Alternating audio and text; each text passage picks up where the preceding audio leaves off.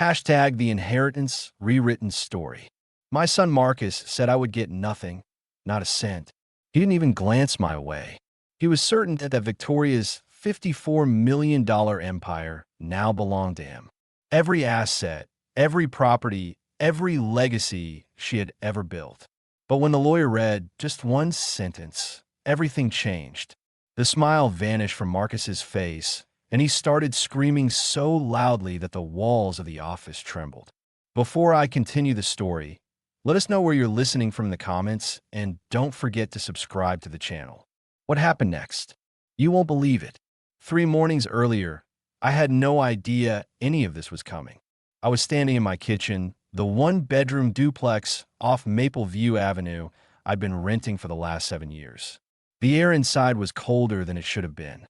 The radiator was making that soft metal ticking sound again, struggling to do its job. I had just poured a fresh cup of coffee when the handle cracked right where the glaze had worn thin and the mug slipped from my hand. The coffee splashed a warm arc across my slippers and the yellowing linoleum, the shards scattering like ice against tile. I didn't even curse. At my age, accidents weren't dramatic. There were just more things to clean. I bent down to blot the mess with a frayed dish towel, the one with faded red stripes that Victoria used to say made our kitchen look like a cheap diner. Outside, the wind was pushing dry leaves across the concrete like old secrets try to find somewhere to hide. And right on cue, Mrs. Patterson's voice carried through the paper-thin wall again. "Robert, your sprinkler's leaking again. My roses are floating down the damn street." I closed my eyes and exhaled slowly. That sprinkler system had been broken for months. But I hadn't fixed it, not because I couldn't, but because some things just stopped mattering when no one else is around to care. I didn't shout back. I never did. I just kept blotting the mess and listening to the radiator groan, wondering if this winter would be the one where it finally gave out. Then the phone rang. It was the old corded phone mounted on the wall, the one Victoria had insisted we install back when cordless phones were the trend, claiming it was reliable in a crisis. The irony didn't hit me until later. First ring, second, fifth. I considered letting it go to voicemail, assuming it was another call from the pharmacy about my cholesterol meds. But on the 6th ring, something inside me stirred. A kind of heaviness I couldn't explain. I stood, wiped my hands, and answered. "This is Robert." A woman's voice responded. Clear, professional, emotionless. "Mr. Robert Mitchell. This is Sarah Palmer from Brantley and Wynn Legal. I'm calling regarding Ms. Victoria Mitchell." My breath stopped for just a moment. She's gone, isn't she?" "Yes, sir. She passed away on Tuesday evening. The funeral will be held this Friday at 2 p.m. at Riverside Memorial Chapel. Following the service, there will be a formal reading of the will. You've been listed as a beneficiary. Your presence is required." I didn't answer right away. I was staring at the coffee-stained floor as though it had suddenly become the most important thing I owned. "Are you sure?" I finally asked. I haven't spoken to Victoria in over 15 years. She was very specific. "Mr. Mitchell," the woman said gently. "Your full name, direct instructions." I believe she updated the will approximately 6 months ago. I could almost hear Victoria's voice in that precise, deliberate, controlled tone. If she wanted me there, it wasn't a mistake. It was a move, a calculated one. I jotted down the address, thanked the woman, and hung up the phone.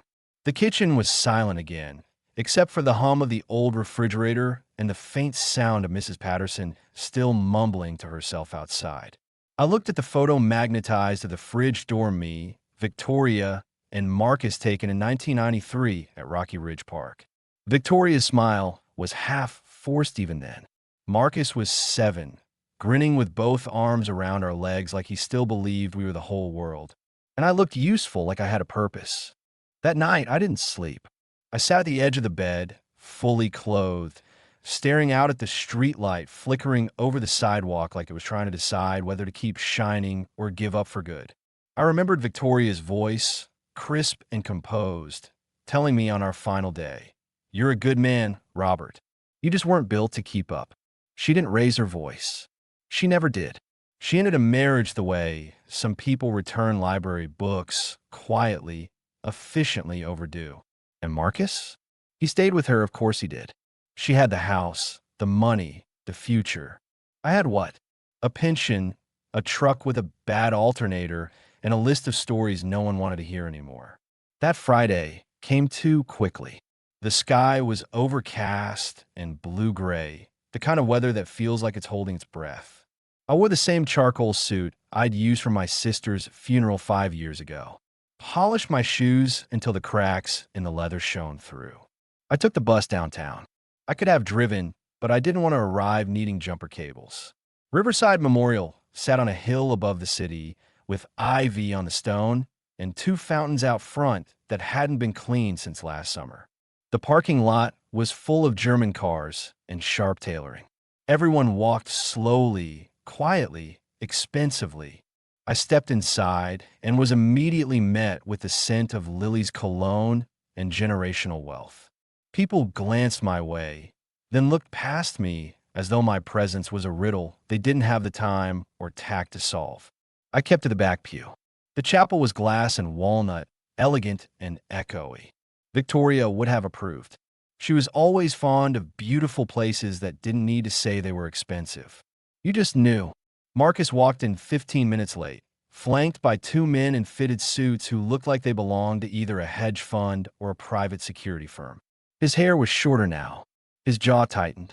But I'd know that posture anywhere, the one he'd learned from Victoria, where confidence was the default and doubt was a sign of weakness.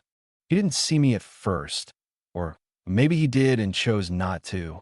Either way, he walked right past my pew like I didn't exist, took his place in the front row, and folded his hands like royalty awaiting tribute. The service began. A string quartet played something slow and serious. A woman in pearls read a eulogy about Victoria's achievements, her philanthropic ventures, her brilliance. They talked about her legacy like she'd already become a historical figure, but no one said her full name the way I remembered it. Victoria Marie Clark Mitchell, the girl who once drove a '79 Buick with a cracked cassette player and believed that 4 a.m. was the perfect time to dream up a business plan. When it was over, people filed out in silence. I waited in the pew until almost everyone had left. Then a woman approached me, tall, graceful, hair pinned back like a judge. "Mr. Mitchell," she asked. "Sarah Palmer. We spoke on the phone. The will reading is scheduled in 20 minutes. Would you like to follow me?" I stood slowly. My knees weren't what they used to be. "Lead the way," I said, and as we stepped into the elevator, I caught one last look at the flower-covered altar. No photograph, no final message, just a simple brass plaque. Victoria Mitchell, 1958 to 2039. No epigraph, no explanation, just a name, a life, and the echo of what she left behind. The elevator moved more slowly than it should have. Everything in that building did. The lights glowed just a little too dim. The carpets muffled sound too perfectly. The hallways too wide, too polished, too quiet, as if silence had been bought and installed like a luxury finish. Sarah Palmer didn't speak as we ascended.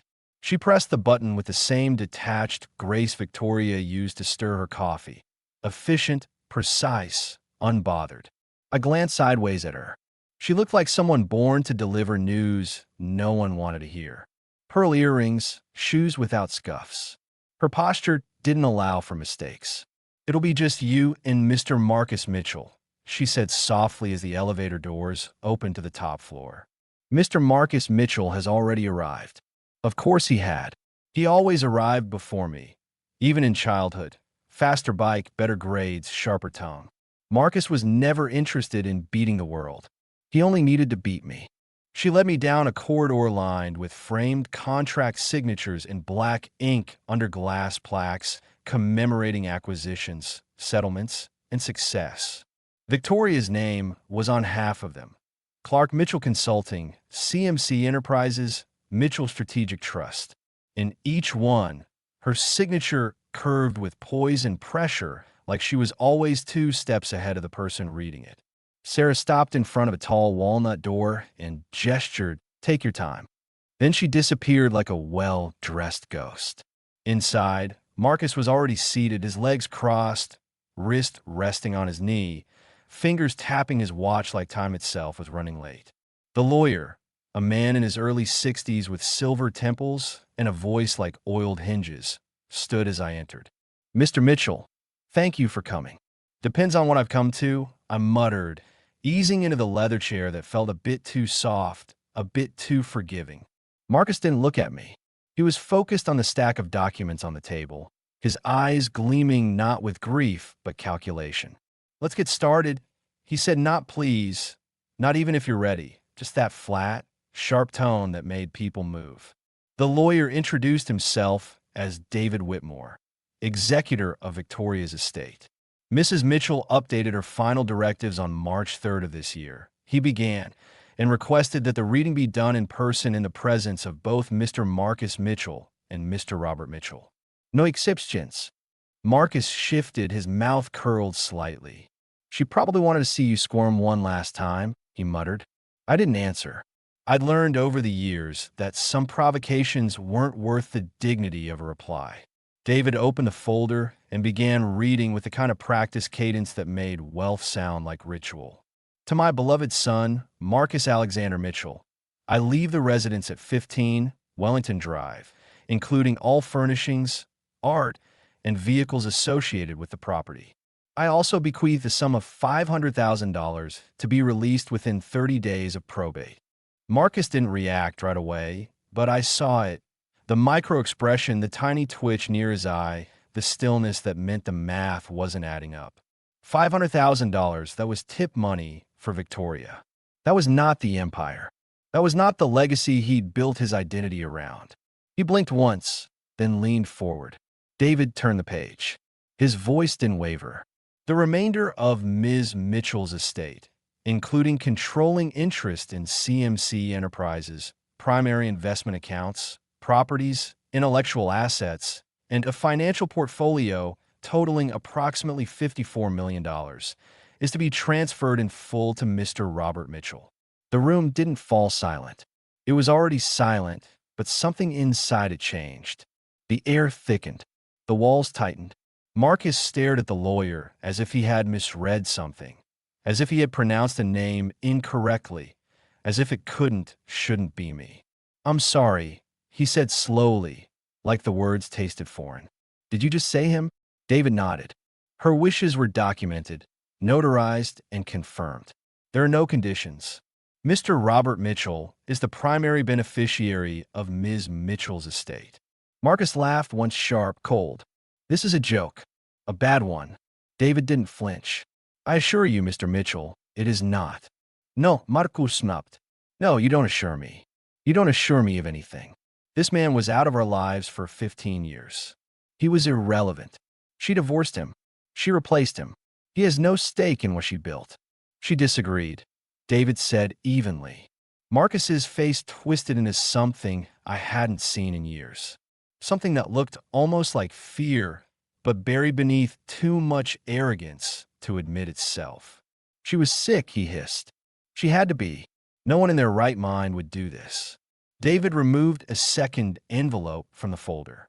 Ms. Mitchell anticipated this reaction. She asked that I read a letter aloud following the announcement of the will. "I don't want to hear it," Marcus snapped. "Then close your ears," I said, my voice low, steady, "because I do." David unfolded the letter. The pages were handwritten in Victoria's distinct cursive, sharp and slanted. The kind of penmanship that came from someone who never left words unfinished. He cleared his throat and began. "Robert, if you're hearing this, it means I'm gone. And it also means I did something you probably don't understand yet. But I need you to trust me one last time." The sound of her words in that voice, her thoughts in someone else's mouth, hit me like a breeze in a sealed room. David continued, "You were not a perfect man. You weren't ambitious. You weren't glamorous. You weren't ever the kind of man who demanded attention. But you were steady. You were good. And you never asked for anything from me, not even when I took everything." Marcus scoffed, but David kept reading. "I spent years convincing myself that success was the only thing worth building. That love was optional. That loyalty was a luxury. But you, Robert, you never stopped being loyal, even when I didn't deserve it. Marcus stood up, pacing now, hands clenched, jaw grinding. David's voice remained steady. Marcus, my son, you were raised in privilege. You were groomed to take over a throne, but you never learned how to build the kingdom beneath it. You inherited my ambition, but not my cost. And I fear that giving you more would destroy you, not empower you. Marcus turned to me, eyes blazing. You did this. You manipulated her. You poisoned her in the end. I didn't even speak to her, I said. Not in over a decade. Exactly, he roared. So why you? David spoke before I could. Because she said, and I quote, he's the only one who won't burn it all down just to prove he can. Marcus froze, his hands slowly curled into fists. His breathing was uneven now. This isn't over, he whispered. I'll contest it. I'll drag it through every court in the state. You can try, David said, finally closing the folder. But the documentation is airtight. Mental competency verified. Video recorded testimony. And witnesses, one of whom is in this building. Marcus's shoulders slumped, and for the first time in years, he looked like a boy. Not a man, not a tycoon, not a successor, just a boy who had just realized his crown wasn't made of gold. After all, it was made of glass. He stormed out without another word. No goodbye, no threat, just footsteps echoing down the marble hallway. When the door closed, I didn't move. I sat there staring at nothing. $54 million. A company I hadn't seen in 15 years. A legacy I never asked to carry. I turned to David. Why? He studied me not unkindly. Because in the end, she loved you more than she loved the empire. I couldn't speak. I didn't know how. But deep down, I knew Victoria's final move wasn't revenge. It wasn't pity. It was a reckoning. And maybe, just maybe, the beginning of something I thought was lost long ago. I didn't go home right away. After Marcus stormed out and the lawyer left me with a folder full of numbers that didn't feel real, I stayed in the room long after the clock said I shouldn't. The light through the blinds had shifted twice before I even moved. $54 million. Her company, her name on every ledger and boardroom door. And now mine. Mine. No, that word didn't sit right. I didn't build it. I didn't even understand half of what she had done to make it what it was. Victoria had always been the architect. I was the foundation. Silent, unseen, the one thing everything else was supposed to rest on until she decided the view was better from somewhere higher. When I finally walked outside, Denver looked different. The same buildings, same cars, same smog and wind. But it all felt further away, like I was walking through a life that had already moved on without me. I caught a bus back to Maple View Avenue. Same rust-colored bench at the corner. The same gum was stuck under the plastic seat, but people were staring. One woman did a double take when I sat down. Another whispered something into her phone as I stepped off near my building. Word travels faster when it's unbelievable. And the idea that Robert Mitchell, the quiet gray-haired man who read used books in the park and bought frozen dinners with exact change, was now worth more than most of the neighborhood combined, that was the kind of story that stuck to people's tongues. By the time I reached my door, there were already 3 messages blinking on my landline. I didn't check them. I sat in the kitchen, same chair as always, same radiator groaning behind me, like it was warning me that even warmth had limits. I stared at the folder David had given me. My name was on the label. Thick paper, heavy. It looked like it belonged to someone else.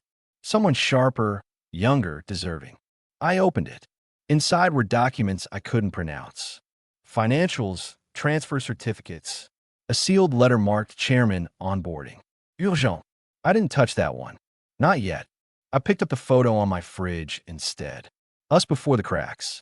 Victoria in her navy coat. Marcus in his soccer uniform. Me with that expression I barely recognized anymore. Solid, grounded, like a man who knew where he stood. But now the ground was shifting under me. And the only thing I could feel was the weight of something I hadn't earned, but couldn't give back. Later that night, Someone knocked on my door. Not the kind of knock that waits politely. The kind that asks questions before you even open it. I opened slowly. Sarah Palmer stood there, notepad in hand, coat still buttoned up, no umbrella, even though it was drizzling. "May I come in?" I nodded. "You always travel this far to watch your paperwork settle." She almost smiled. "Only when the paperwork shakes the ground under it." She walked in like she'd been there before, looked around the room with the same expression Victoria used to get when we visited cheaper hotels. Measured, reserved, silently critical. "We'll need you to sign some documents tomorrow," she said. "Some immediate transitions, legal forms. You're now the controlling partner of CMC Enterprises. Board notification is scheduled for Monday. They'll want a word." "They'll want more than a word," I said. "They'll want a reason." "They already know the reason. What they'll want is reassurance that I'm not going to ruin everything she built." Sarah met my eyes. "That you're not going to be silent about it. Inheritance without visibility spooks people." "Victoria never needed visibility," I muttered. "Victoria had force." Sarah didn't argue. She just handed me a manila envelope. Inside is a statement Victoria wrote a month ago. She asked for it to be released only after you accepted. It's to be printed in the company's internal bulletin and passed to the press. "Why?" I asked. "Because she knew," Sarah said quietly. "She knew people wouldn't believe it unless they heard it from her directly." I opened the envelope. Inside, her words again typed this time, sharp, confident Victoria. Even in print, she sounded like someone who could run a boardroom while threading a needle. "To the team I built and the people I trusted," it began. "Leadership is not about inheritance. It's about character. I leave my company to Robert not because of blood, not because of contract, but because he knows the cost of power and chooses not to chase it. That's the kind of stewardship our future deserves." I closed the page and felt the edges of it dig into my fingers. It felt more like a verdict than a compliment. Sarah stood. "The board will resist. Marcus might sue. The press will speculate. Be ready for being someone you never intended to be." She left without another word. The door clicked shut behind her like a judge's gavel. That night, I didn't sleep. I lay in bed, staring at the ceiling, wondering what Victoria had seen in me that I'd never seen in myself. I didn't want this. That was the part no one seemed to understand. I didn't want the money, the company, the title, the power. I didn't want to be the man whose name made other people nervous. I just wanted to be useful, steady, real. But now, the world had decided on my behalf, and I would have to decide whether I'd show up for it or keep living in the margins. The next morning, the newspaper headline found me before breakfast. Ex-husband of late CEO named sole heir to $54 million empire. Beneath it, a photo of Victoria in grayscale smiling that thin, unreadable smile she always used when cameras were near. The photo made me ache. The comments made me sick. Words like scandal, words like manipulation, words like unfit. People who'd never met me, never heard me speak, were already rewriting my past in their language. Marcus had given a brief interview, called it a betrayal of the company's vision, called me a distant figure with no knowledge of the industry, called Victoria's decision emotional, not strategic. The irony was he was right, at least about one thing. It was emotional, but it was also final. And final things have their own kind of weight. That evening, I stood in front of the mirror for longer than usual. Same gray hair, same jawline that hadn't changed since 1980. Same eyes except now there was something else in them. Not pride, not fear, something older, heavier. A man preparing not to win but not to run. I buttoned my shirt, tied the only decent tie I owned, and looked at the folder on the table. I picked it up because sometimes the only way to carry a burden is to admit that it's already yours. The air in the lobby was colder than I remembered. Not cold in the way polished marble feels under your shoes when you're not sure if you belong. The receptionist didn't recognize me. And why would she? I'd never been past the ground floor when Victoria and I were still married. I waited while she made a call. Voice hushed, eyes flicking toward me every so often like she expected security might need to be involved. But then Sarah appeared, impeccable as ever. Slate gray suit, clipboard underarm, expression unreadable. "Mr. Mitchell," she said crisply. "This way. No small talk. No comfort, just motion, movement, momentum." The elevator ride was silent, save for the soft ping of passing floors and the quiet drum roll of my own heart. The doors opened into a hallway of glass and steel and tension. As we walked, heads turned. Whispers swirled in corners like dust caught in morning light. Some people stared, others looked down. Most just watch the way people do when a storm enters a room, but haven't decided where it will strike. The boardroom was already full when we arrived. 12 people, 11 men in tailored suits, one woman with sharp eyes and sharper cheekbones. Marcus sat at the far end of the table like a king who'd been temporarily dethroned and wasn't sure if the executioner was late or merciful. The seat at the head of the table, Victoria's seat, was empty. Sarah motioned to it, but I didn't sit. Not yet. I stood beside the chair, hands on the backrest, grounding myself. Someone cleared their throat. A man I didn't know. "Shall we begin?" Sarah gave a brief nod. "As of this morning, Mr. Mitchell has been entered as the majority shareholder and controlling interest holder in CMC Enterprises under the directives outlined in Victoria Mitchell's will." A murmur, disbelief layered with discomfort. Marcus didn't speak yet, but the man beside him did. "Mr. Mitchell, you'll forgive me, but with respect, we're concerned about your readiness. This is not an honorary position." Victoria ran a tight ship. "She did," I said, voice calm, but she also knew when to change course. The woman with the sharp cheekbones spoke next. "Do you intend to assume day-to-day operations?" A beat passed. "Yes, but I intend to know what's happening in every room that carries her name." That shifted the energy. The room didn't relax, but it rebalanced. Power moves like that, invisible, subtle, unsettling. Marcus finally spoke. "My mother made this decision while she was undergoing treatment. Her judgment was impaired. You're suggesting she was unfit to handle her affairs?" Sarah asked, tone edged with ice. "I'm suggesting she was manipulated," Marcus snapped. "The timing, the secrecy, the way she trusted someone who didn't want anything from her." I interrupted. "Who stayed out of the spotlight? Who didn't ask for favors or titles or offices with windows? Who loved her when she was still building this empire with calloused hands and sleepless nights? You don't manipulate someone by disappearing.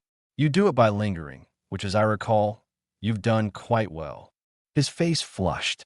The woman next to him whispered something under her breath, but he didn't respond. The silence afterward was thick and sharp, like air before lightning. I sat down. "Finally, I'm not here to disrupt," I said, "but I won't be dismissed. I don't want to run this company. I want to protect it. Protect what she built, what she believed in, what she named me guardian of. Not because of skill, but because of silence. Because she knew I wouldn't try to remake it in my image." "Then whose image will you protect?" asked another board member, skeptical. "Hers," I said, exactly as she asked me to. That ended the meeting for now. But when I stepped out into the hallway, I knew this wasn't over. Power doesn't shift quietly. It cracks. It causes fractures before it finds new foundations. As Sarah and I walked back toward the elevator, she said, "That could have gone worse." I raised an eyebrow. "That's what we're calling that." She smiled this time.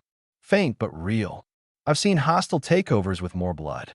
But you've earned yourself a target, Mr. Mitchell. They'll test you now. Every move, every breath." "Let them," I said. "I've spent years invisible. Maybe it's time they saw me." That night, I couldn't sleep again. I opened the folder Victoria had left me. This time, I didn't stop at the letter. I read everything: balance sheets, employee rosters, memos she'd written in the margins, notes to herself scribbled in sharp ink. And in the middle of all that cold financial language, I found something unexpected.